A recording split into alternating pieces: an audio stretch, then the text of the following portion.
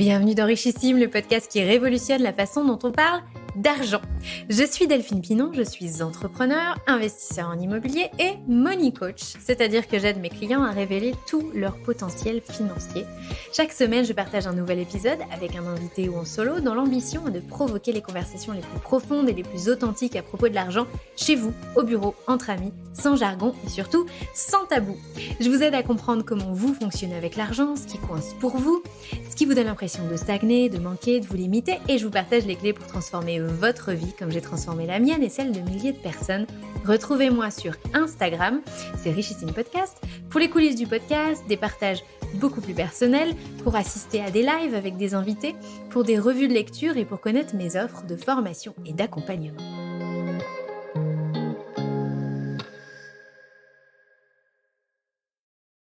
Aujourd'hui, j'ai décidé de vous parler du travailler plus pour gagner plus. Cette maxime, elle devait probablement exister bien avant la campagne de Nicolas Sarkozy en 2012, mais c'est vrai que 10 ans après, c'est encore à lui qu'on pense et qu'on attribue ces mots comme s'il les avait inventés, comme si on pouvait encore l'entendre les prononcer à nos oreilles. J'ai personnellement longtemps pensé que cette phrase, elle était frappée de bon sens. C'est bien sûr, si on veut gagner plus, il faut accepter de travailler plus. Si je veux gagner plus, je dois par exemple faire des heures sup, ou peut-être prendre un deuxième boulot, ou un troisième, ou travailler plus pour obtenir une augmentation que je vais devoir justifier, ou encore travailler plus pour peut-être étoffer mon portefeuille de clients. Ça paraît tellement évident. Et pourtant, moi je trouve qu'il y a quelque chose qui cloche dans cette phrase, et soyons honnêtes, je sais que vous le savez aussi. D'abord, ça cloche parce qu'on sait tous qu'il y a bien d'autres moyens de gagner plus que de travailler plus. On peut par exemple changer d'employeur pour gagner plus. On peut se former, acquérir de nouvelles compétences pour gagner plus. On peut choisir de travailler dans une industrie plus prospère pour gagner plus. On peut augmenter ses tarifs pour gagner plus. On peut avoir un diplôme ou se reformer à l'université pour avoir quelque chose de mieux valorisé sur les grilles de salaire des entreprises, par exemple, pour gagner plus. Il y a plein d'autres leviers à actionner que le fait de travailler plus pour gagner plus. On le sait tous, mais on a tendance à l'oublier. Pourquoi est-ce qu'on l'oublie ? Parce qu'en fait, la plupart des gens ne veulent pas juste gagner plus, ils veulent gagner plus sans changer grand-chose à leur vie, sans changer d'environnement, sans faire d'efforts. Gagner plus dans la même entreprise, sans changer d'entreprise. Gagner plus sans changer de métier. Gagner plus sans passer de nouveaux concours. Gagner plus sans attendre. On aimerait gagner plus assez rapidement et si possible sans avoir à changer grand-chose. Soyons clairs, pour gagner plus, il faut toujours changer quelque chose. Si c'est pas travailler plus, alors c'est autre chose. Même s'il s'agit parfois juste d'oser aller demander quelque chose à son patron. Au fond, on sait tous qu'il y a plein de façons d'accéder à plus de revenus, autres que travailler plus, mais c'est juste que on n'est pas forcément prêt à les voir ou à les accepter. Ensuite, cette phrase « gagner plus pour travailler plus » cloche aussi pour moi parce qu'elle sous-entend que la personne qui ne gagne pas beaucoup ne fait pas beaucoup d'efforts. Après tout, il suffit de travailler plus pour gagner plus. Ce n'est évidemment pas pour rien que cette idée a été incarnée par la droite du spectre politique français. On surfe ici en fait sur la bonne vieille idée que pour s'en sortir dans la vie, il suffit de faire un peu plus d'efforts. C'est tout simplement pour moi la stigmatisation des pauvres comme des personnes qui seraient feignantes et dépourvues de toute volonté de s'élever sur l'échelle sociale. Si vous me suivez depuis longtemps, vous savez que ce n'est pas du tout ma vision des choses, et bien au contraire, je lutte à ma mesure pour lever les clichés sur la pauvreté et essayer d'élever le débat. Pour continuer sur ce qui cloche, quand on décide de travailler beaucoup pour gagner beaucoup, à quel moment est-ce qu'on profite de son argent ? Parmi les cadres et les dirigeants de ce monde, nombreux sont ceux qui avouent avoir plus d'argent que de temps pour en profiter. Ce qui conduit à des situations complètement absurdes, comme par exemple ce que je décris souvent comme l'effet compensatoire. Vous travaillez tellement, et c'est tellement fatigant et stressant, que dès qu'il s'agit d'avoir une minute de libre, vous ne jurez que par cette phrase « je peux bien me le permettre après tous les efforts que je fais, après tous les efforts que je viens de faire, après tous les efforts que je consentis, après la vie de qui est la mienne ». Donc, vous ouvrez à ce moment-là forcément les vannes du porte-monnaie. Donc, vous allez dans des beaux restos, vous comptez pas vos sous au marché, au supermarché, vous séjournez dans des beaux hôtels pendant vos vacances, vous achetez une belle télé, la plus belle du magasin pour mettre dans votre grand salon, vous achetez les jouets les plus coûteux pour vos enfants, évidemment, parce que là, il faut compenser votre absence. C'est ça l'effet compensatoire. Vous faites des dépenses que vous n'auriez pas forcément l'envie de faire si vous n'étiez pas aussi fatigué et stressé. Parce que vous vous sentez obligé de vous offrir une belle compensation pour tous les efforts consentis pour gagner autant d'argent. Et c'est pas tout. C'est pas le seul effet négatif qu'il y a au fait de travailler beaucoup pour gagner beaucoup. Plus vous travaillez, moins vous avez de temps pour vous occuper de votre argent, de vos finances personnelles. Pire encore, vous pensez que c'est parfaitement inutile, et là, vous ne me voyez pas mais je mets des guillemets, avec ce que vous gagnez. Plus on gagne d'argent et plus on pense que c'est parfaitement inutile de s'en occuper. De toute façon, vous n'avez pas le temps. Vous n'avez pas le temps de vous informer sur, par exemple, des types de placements disponibles, pas le temps de faire vos comptes, pas le temps de décider de la manière dont vous allez consciemment utiliser votre argent. En fait, ça sort plus vite que vous avez le temps de décider. Pas le temps non plus de vous former à investir en immobilier, par exemple, ou même des fois d'investir tout court. Pas le temps de gérer des locataires si vous faites de l'immobilier, pas le temps d'apprendre à investir en bourse, pas le temps d'analyser la pertinence d'un projet d'investissement, pas le temps de vous occuper de votre argent, tout simplement. En fait, l'argent rentre, mais il part aussitôt et il est mal ou pas investi du tout, donc il ne fructifie pas. Alors que, c'est ça l'absurdité de la situation, c'est que alors qu'en gagnant moins, un peu moins, donc en travaillant moins pour gagner moins, mais en ayant du temps pour se former à l'investissement, pour s'occuper de son argent, donc en s'occupant mieux de son argent et en investissant mieux, le résultat serait peut-être finalement beaucoup plus intéressant, plus riche en tout cas. Donc pour moi, c'est un énorme gâchis.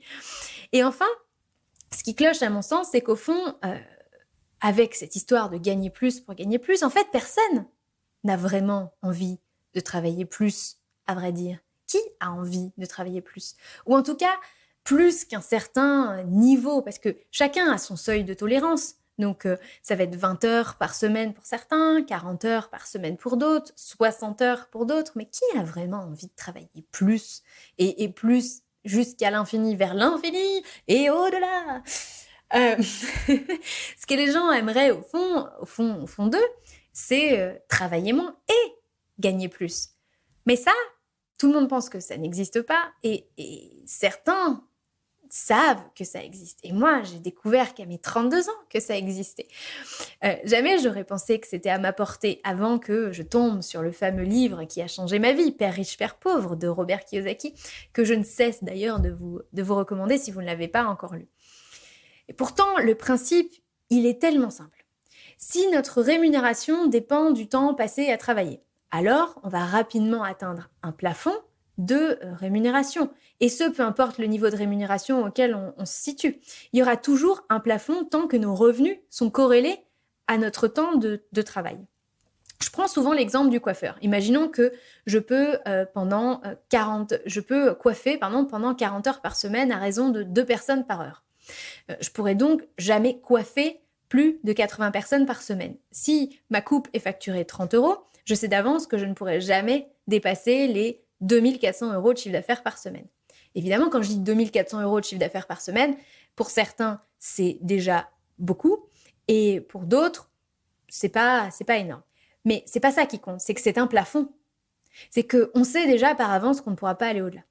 La seule façon de gagner plus, en fait, sans se heurter à ce plafond-là ou à un nouveau plafond, parce que si on vend sa coupe 60 €, on va multiplier ce plafond par 2. Donc la seule façon de gagner plus sans se heurter sans cesse à de nouveaux plafonds, c'est de ne pas être limité par le temps pour pouvoir générer des revenus ou en l'occurrence, dans mon exemple, du chiffre d'affaires.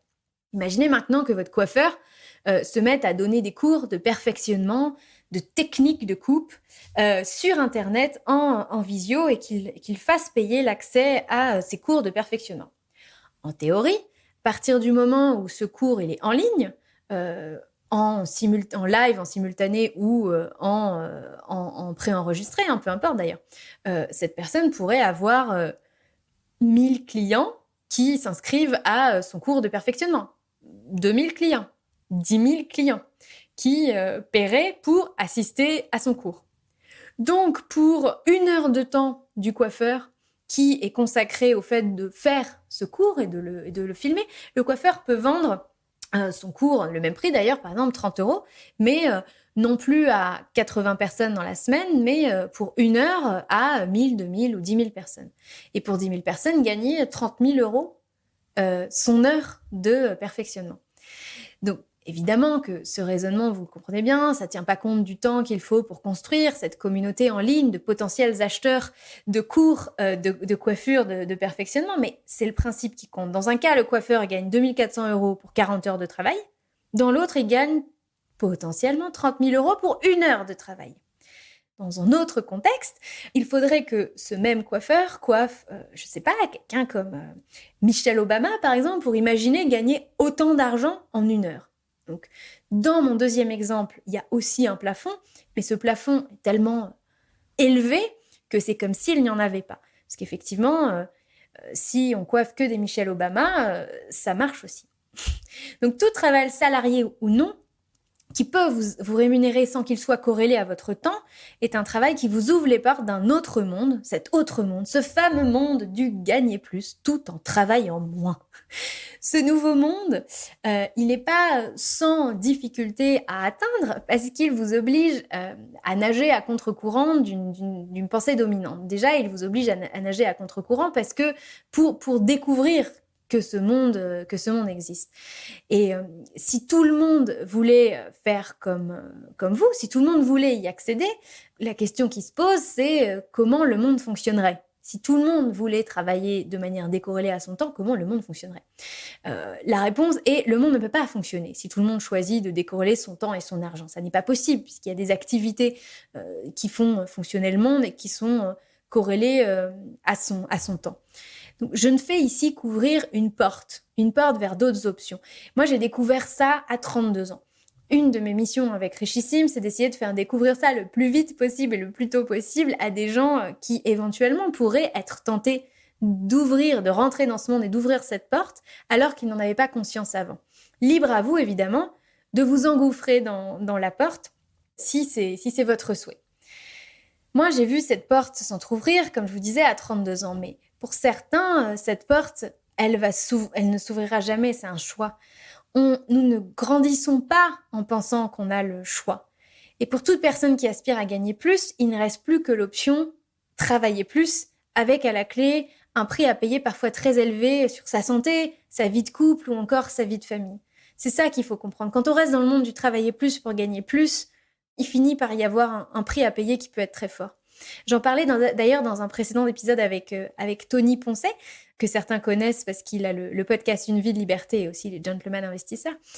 En fait, ceux qui gagnent le plus d'argent dans ce monde ne sont que rarement ceux qui travaillent le plus. En fait, ce sont ceux qui sont les plus malins.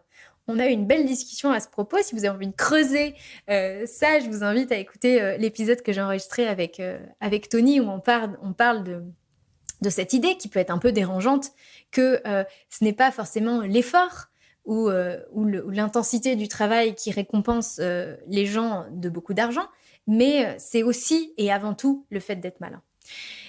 Et pourtant, moi, ce que je voudrais dire, c'est qu'il n'y a aucun mal à vouloir travailler plus. Moi, j'aime ce que je fais, que ce soit avec le podcast, avec mes formations, avec mes coachings ou encore avec l'immobilier. Donc, mais je n'aspire pas à faire que ça. C'est juste ça. Je n'aspire pas à remplir mes 35 ou 40 heures de la semaine avec mes activités professionnelles. Et je pense que le monde va aller vers ça et les gens ont de moins envie de remplir leur temps juste avec leur travail. Parce qu'on sait tous que en travaillant 7, 8, 9 ou plus d'heures par semaine, mais on côtoie plus nos collègues qu'on côtoie nos partenaires de vie. Donc cette vérité, elle a quelque chose d'extrêmement dérangeant. C'est un de mes moteurs pour pouvoir... alors moi, je ne suis pas salariée, je ne côtoie pas de collègues. Mais cette réalité, c'est un des moteurs et c'est le moteur de beaucoup de gens pour se dire mais cette vie n'a pas de sens. Je vais passer 40 ans à avoir plus mes collègues que mon mari, ma femme et mes enfants. Et donc, je veux pouvoir... diversifier mes activités, je veux pouvoir faire autre chose, je veux pouvoir faire richissime, non pas 35 heures de ma semaine, ni peut-être même 25 heures dans ma semaine, mais je veux peut-être faire des semaines à 2 heures et des semaines à 50 heures, mais je veux le faire comme j'ai envie, comme je le sens. Et Voilà, la passion, le fait que mon activité soit une passion ne doit pas me détourner de cette réalité que une vie pleinement vécue n'est pas une vie entièrement consacrée à son activité professionnelle. Voilà pour aujourd'hui. J'espère que cet épisode vous a plu. J'espère que ça vous a ouvert de nouvelles perspectives de réflexion sur ce travailler plus pour gagner plus. C'est vraiment un épisode à utiliser dans les dîners mondains pour ouvrir une discussion. On se retrouve bientôt pour un nouvel épisode. D'ici là, prenez soin de vous et de vos finances. Ciao, bye bye.